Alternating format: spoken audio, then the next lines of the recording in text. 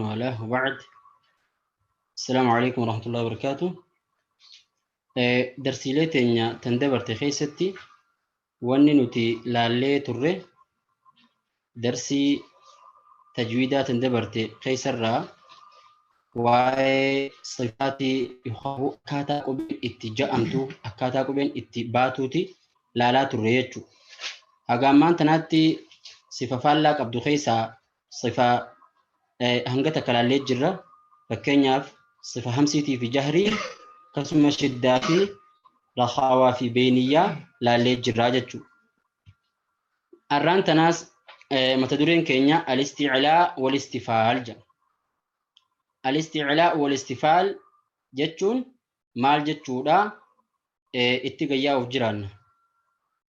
الحروف العربية من حيث اتجاه الصوتي جا. أكما أمان تدور قرمات قبيرتي كجيسني وخاهو قرنو قبيرة كجيسني bu'aa qorannoodhaatis qur'aanaa fi qaraatii yookaan afaan arabaa keessatti yookaan qaraatii qur'aanaa irratti hoggaanii fi qaraanu bu'aan isii maalii waliin laalaa turre arrallee qorannoo haaraa qabannee dhufnee sifuma keessatti jechuudha. Qubuma silaa agartee ja'amtu tana gosa biraatti irraa addaan baasuudhaaf karaa biraatiin laalee jechuudha. Darsii amma dura dabarte keessatti yoo yaadattan darsii duraa irratti qorannoon itti gaggeessine قبين عربة الحروف العربية من حيث جريان وانحباس النفس حفوريا ودافيا ودابو أكسم هقاني في أجرتي قبين تكا سكون الرئيسي جرتو جامتو سجلينك أبدمو هنك أبدو حق خيسا وجاء بكلام بافني همسي في جهري جنيل اللي بو أقرنو يسيت اللي يسينتون حفورك أباتشو دافي تان حفورك أباتشو دابو رجني قرنو يسيتيس بو آيسي دبنيتو mata duree itti aanu keessattis qorannoo biraa gaggeessine qubuma diddamii fi saylantan irratti qorannoon gaggeessine qubee arabaa min haythu muruuri sawti fil makhraj makhraja keessa hoggaanii fi iddoo irraa baatu keessa dabartu hagam takka dheerachuu qeebaltii waan jiru laallee turre mata duree itti aanu irratti shiddaa fi rakhaawaa fi beeniyyatti addaan guurree laallee jechuu takka takka lamaan kun qofti gayaadhaa miti jechuu qubee sirritti qara'uudhaaf akka zamana nabiyyi rabbiitti sallallahu alaihi wasallamii akka zamana saniitti qara'uudhaaf qur'aana mata dureen qorannoo mata duree lamaan kanaa qofti gayaa miti jechuu hubatee jechuu khaliil. Kanaaf ammallee qubuma tana hulaa biraatiin seenee qorannoo biraa irra gaggeesse hulaan san tanarraan tanarra jirru kana al-isticlaa wal istifaal mata duree jiru kana. Hulaan sun tameennaan qubeen hoggaa ja'amtu sagaleen karam garagaltii jihaan sagaleen garagaltu afaan kana keessaa jihaa kamii al-huruuful arabiyya min haythu ittijaahu as-sawt qubeen afaan arabaa hoggaa ja'amtu sagaleen karaa kam garagaltii waan ja'u qorannoon keenya har'aan tanaa kana fakkaataa jechuudha. Akkaataa kanaan qubee bakka lama baafna ammallee akkaataa kanaan qubee bakka lama baafna. Qubee hoggaa isiin ja'amtu sagaleen kallattiidhaan gojjoo afaan ilma namaa hunda keessa jirtu kanatti ol garagaltuu fi qubee sagaleen hoggaa ja'amtu kallattiin karaa alaatti gaddeemtu osoo dhooqa afaan gama gubbaa jiru kanan tuqanne kallattiin karaa alaatti gaddeemtu bakka lamaan kanatti adda baafna. Qubeen sagaleen hoggaa isiin ja'amtu sagaleen isii karaa dhooqa afaanii gama gubbaa kanatti ol deemtu qubee torba. Qubeen torban sun ha, saad, daad, ghayn, ta, qaafi fi dha. Khussa dagxin qidh. Jecha jiru kanaatu walissiif qaba. Mustacliyaa ol kortuu jechuu sagaleen isii. Isticlaa jechuun ol koraa jechuu. Mustacliyaa jechuun qubee sagaleen isii karaa dhooqa afaan gama gubbaa kanaa ol kortuu jechuu.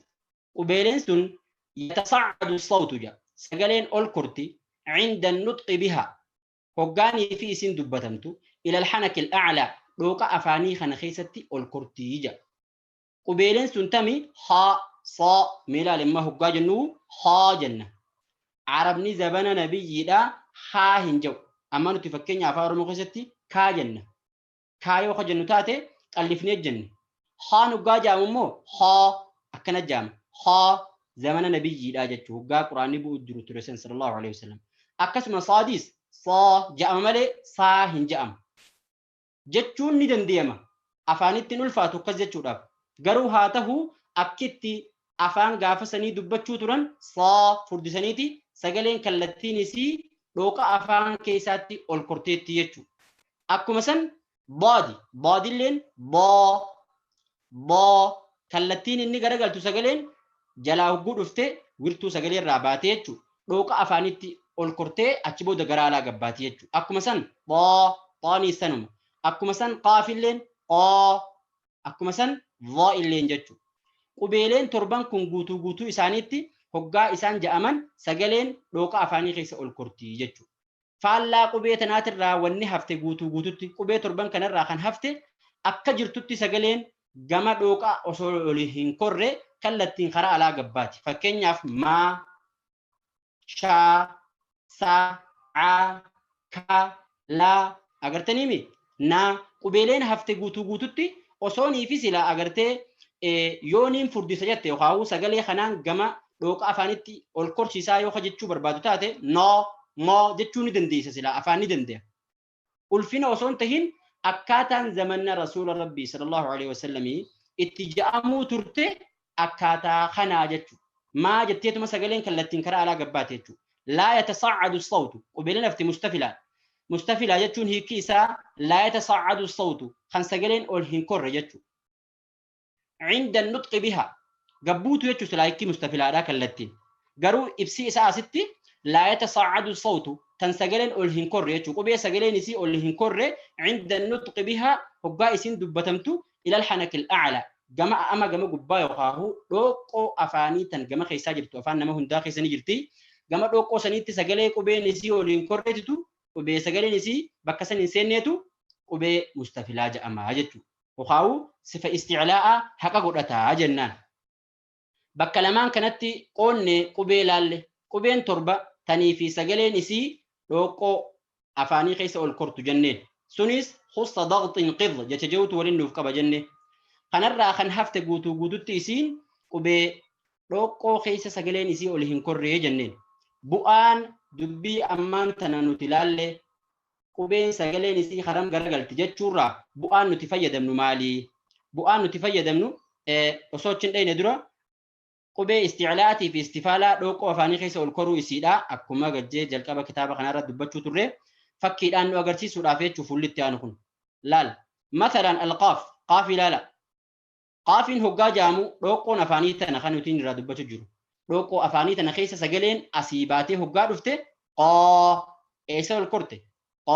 Asa ol korte jechuudha. Alqaafu tasa'udu sawti biharfin mustaclin. Harfi isticlaa'a qabdurratti ol koruu sagaleedhaati. Karaa eessaa? Karaa dhooqoo afaanii. Ammoo kaafii yoo fudhatte qubee istifaalaati. Kaafiin qubee istifaalaati. Inxidaaru sawti biharfin mustafil jedha. Konkolaachuu gara alaatti gatte. Sagaleen gama alaatti gad konkolaachuu hoggaanii fi qubeen istifaalaa dubbatamtu. Fakkeenyaaf kaafii yoo fudhatte kaa kallattumaan karaa alaa gad deemti jechuudha. Akkaataa kanaan jetta jechuudhaan hoggaa deemtu akkatti iyyaansii agarsiisa sagalee isii. Bu'aan nuti isticlaa'aa fi istifaalarraa fayyadamnu mata duree ammatti dhufne kana. Bu'aan qur'aana keessatti irraa fayyadamnu isticlaa'aa fi istifaalarraa qubeen isticlaa'aa furdachuudhaa fi qubeen istifaalaa qal'achuudha irraa barannaa jechuudha. At-tafkhiim wat-tarqiiq mata duree jiru kana irraa arkannee jechuudha bu'aan isiidha qorannoo irraa. Kanaaf tafkhiima jechuun maali? Tarqiiqa jechuun maali waan jedhu itti gayyaana. At-tafkhiimu tafkhiima jechuun lugatan akka afaan arabaatti. At-ta'ziimu guddisu. التفخيم لغة التعظيم تفخيم يجون أكافان رباتي التعظيم قدسون واصطلاحا خانو تمو الرانتن الرجل فتجويدا لا أكا تجويداتي هو سيمان تفخيم يجون فردنجا قبنا يعتري ملأة الحرف يعتري على الحرف يجو يعتري الحرف يجون خان حرف الرت ملأة يجو هو سيمان يعتري الحرف يجون فردنا ملأة قبيرت خنيفي ملأتوني تفخيم جانيني جي فيمتلئ الفم أفاني قوتما بصداه فردنا خنان قوتما جي هوايتون صدايتون كلينس فردنا خنان قوتم كلينس فردنا يقاو سقلي جلال راول افت خناني قوتما جتو فردنا يسا خنان واني خنان قوتموف أفان وذلك لتضيق الحلق وان دبتوف اما دور اللي دبنيت تره هوغا قبين فردتو اكم تا افان hoggaa qubeen qallattu keessi afaanii kam tahaa waan jiru dubbannee turre sababuma san siif ibsu jira ammaa asirra deebi'ee wanni sagalee furdinaatiin keessi afaanii guutamuuf ja'a sababa laagaan dhiphattuu fi akkasuma watasa'udi sawti alharfi waan ol kortuuf siin ja'a qubeen sagaleen qubee ati silaa dubbachuu jirtu suni ilaa qubbati alhanaki al'a'laa gama goojjoo yookaan dhooqa afaan gama gubbaa jiru kanatti waan ol kortuuf jecha furdataa saniitutu maal ja'ama tafkhiima ja'ama jechuudha. Tafkhiima jechuun amma maali? Furdina afaan keessatti qubee silaa furdifamtu irratti mul'atuuni tafkhiima ja'an jechuudha. Tafkhiima jechuun qubee furdoo jechuudha. Furdina jechuudha. Wahuwa mustahaqqu al-isticlaa furdinni kun gaa tafkhiimni kun haqa godhataa taha al-isticlaa sagaleen isaa gama agartee dhooqoo afaan gama gubbaatti ol koru haqa godhataa sinja. Fakkeenya asii kaa'ee harfun mufakhamun qubee furdattu jechuudha. Amma qubee isticlaa'aan jennu maaliif? Qubee isticlaa'aa jechuu fi istifaala jechuu kan nuti irraa laalle qubeen hoggaa qormaata irra gaggeessinee qorannoo irra jirru tun qubee isticlaa'aati tun qubee istifaalaati jenne. Yoo immoo haasawa keessa fayyadamnu quraana keessatti hoggaa laallu qubee furdoo fi qalloo jennee addaan baafnaa jechuudha. Kanaaf bu'aa isiitu at-tafkhiim wa at-tarqiiq jee fide jechuudha abbaan kitaabaa. Masalan al-qaaf qaafii fudhadhu sinjaa fakkeenyaaf akkuma reefu fudhannetti qoo yoo ta'e sagaleen furdinaa afaan ni guutti jechuudha. Sagaleen furdinaa afaan guuttee jirti. Qoo faallaa isaatti kaa akkuma reefu dubbannetti jechuudha. Hayyee kun furdina jechuudha. Kan itti aanu at-tarqiiq. Tarqiiqa jechuun qal'isuu jechuu sila. Qallina. Qal'isuun kun tarqiiqa jechuun maal ibsiisa? Huwa nuxuulun haphina yookaan qal'ina. Huqqina jechuudha. Yactari al-harfa kan qubee irratti mul'atu. Falaa yamtali'u al-famu bisadaa. Afaan hin guutamu qal'ina kanaan hin guutamu. Maaliif hin guutamne? Qal'aa lafa inni nu qal'aa waan taateef jecha afaan hin guutu kallattumaan karaa alaa gabbaasa. Wanni afaan hin guutamneef maali jaakunu? Wadhaalika li'adami tadayyuqi al-halq waaniif hin dhiphanneefi sagaleen hoggaa jalarraa ol dhuftuu laagatti waan hin dhiphanneefi. Akkuma san wa'adami tasa'udi sawti al-harfi ilaa qubbati al-hanaki al-a'laa waaniif ol hin korreefi. Wa'adami tasa'udi sawti ol koruu dhabuu sagaleedhaati. Sagalee qubeedhaa ilaa qubbati al-hanaki jechuun gama goojjoo yookaan dhooqa afaan gama gubbaa jiruu kanatti ol koruu dhabuurraa kan ka'e maal taha? Haphinni yookaan qal'inni yookaan huqqinni qubee qal'oodhaa afaan keessatti hin mul'anne jedha. Hin guutamuu jedha. Harfu muraqqaq qubee qal'attummaa masalan al-kaaf kaafilaal kaa qal'inni kun afaan hin guutu. Maaliif kallattumaan karaa alaa gaddeema waan afaan guutee karaa alaa gaddeemu hin qabu jechuudha. Faallaa eenyu jira? Faallaa furdinaa irra jira jechuudha. Kanaaf qubeen torban silaa agartee maaliif dubbanne tuni wanni isiin haqa godhattu yeroo cufaahu fathaas kasraas dhammaas sukuunaanis dhuftee akka feetettis haa dhuftu wanni feete isii dura haa dabartu qubeeleen torban amma achi olitti dubbannee khussa daqxin qirr jenneen sun yeroo cufaahu ni furdattii irraa hubanne jechuudha. Faallaa isiitti tan jirtu ammoo tarqiiqaa qubee qal'attu irraa argannaa qubeelee tana keessaa taniif yeroo garii furdattee yeroo garii qal'attu jira itti gayyaanaa jechuudha. شكل الفم عند نطق الحرف المفخم بحركات الثلاث يرو أكاتا أفاني سنجا شكل الفم يجون أكا أفاني التتاء عند نطق الحرف هقا قبين دبتمت المفخم قبين فردوتات سنو بحركات الثلاث حركات سدين الرتو أفان أكمتها هقا قبين فردون دبتمت خنجولا لا ستي فكيد أنجتشو أستي قبين فتحا قبدو هقا دبتمت أفان أكنتا لا أكنت أجتشو نساء والنيس إنجلسيسو جرو قاف مفكين يفردا خوكين دي باتي جرتي دوبني الربا والكي جرا ولا كان نساء دوقت جرا أغر تنمي ولا كان دوقو دوبني الربا والكاء خوكين دي بو فتحة يتشو قال وقاجم فكين يف وبين ضماك أبدو أفرون وختيان وبين ضماك أبدو أكريف وسنتي خوكين دي بو تولي باتو دي بو وبين الأورا هاتو دوبني الربا والكاء ملي ولا كان يساوي الكامل تمو يقول جنة لا يقول هقا ينو هكين دلس إبتشو لي باتو ديبو دوبني الربا مو كمول كيجر سجلين كالتين أسأل كورتي يجو كانت آنو قبين كسرا قبدو hoggaanii fi furdoodhaa jechuudha. Qubee furdoo kasraa qabaatee dhufte kamit jetta. Duubni arrabaatillee ol hin ka'u. Walakkaan ammoo dhiphina ni qaba. Dhiphina akkanii fi qubee fathaasanii osoo hin tahin akka agartee qubee silaa qal'attuu hin ga'u jechuudha baniinsiisiidha. Kanaaf wanni adda isa godhummaas walakkaan arrabaa ol ka'a. Qiila walakkaan arrabaa ol keeti qiila jetta. Furdinni yookaahuu qal'inni qubee qal'oodhaatii fi furdinni qubee kasraadhaatanii fi silaa agartee furdoodhaa adda adda jechuudha. Qubee kasraata furdoodhaatiitu irra furdoodha jechuudha. Qubee silaa agartee qalloorra wal hin qixxaatu jechuu siif ibsuudhaaf isaan kun cuftinuu furdinni isaanii haa wal dadhabuu malee sadarkaan furdina isaanii haa wal dadhabanii malee furdoodha jechuudha. Qubeen furdatu yeruma cufaahu fathaas kasraas bommaas sukuunaas yeruma cufaahu furdoodha qubeen furdatu. Garuu furdinni isaanii wal dadhabaa itti dhufuuf jiraanna akkaataa isaan itti wal dadhaban. Maraatibu tafkiim lixuruuf ilisticlaa kunoo mata duree itti aanu irratti irra dhaginee jirra.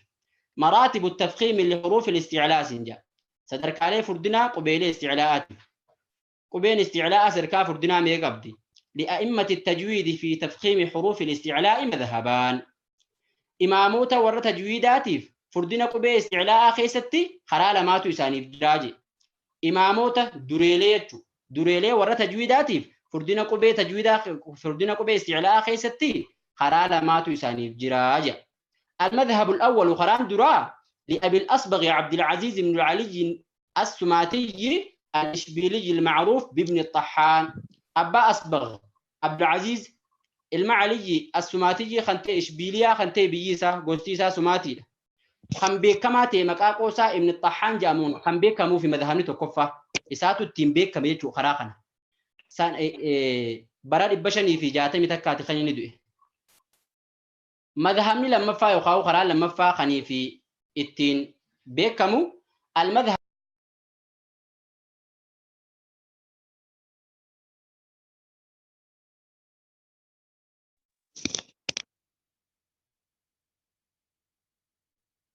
اي فهم يا اخواني شبكه كويسه نفكك يا استاذ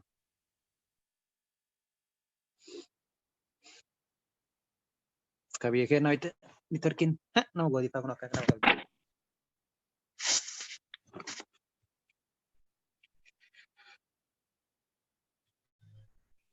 achumaan warri dhaga'anii illee dhagaa jimaata dhufu qormaata tajwiida kana guutumarra waan hanga baratamee irraa qormaatatu jira irratti hirmaadha abbaa rabbi isin laafisee yeroo awwalaa kanaaf hundaa'uu ni hirmaachifama eegas achi booda immoo waraqaa tokko qofatu hirmaachifama waan ta'eef.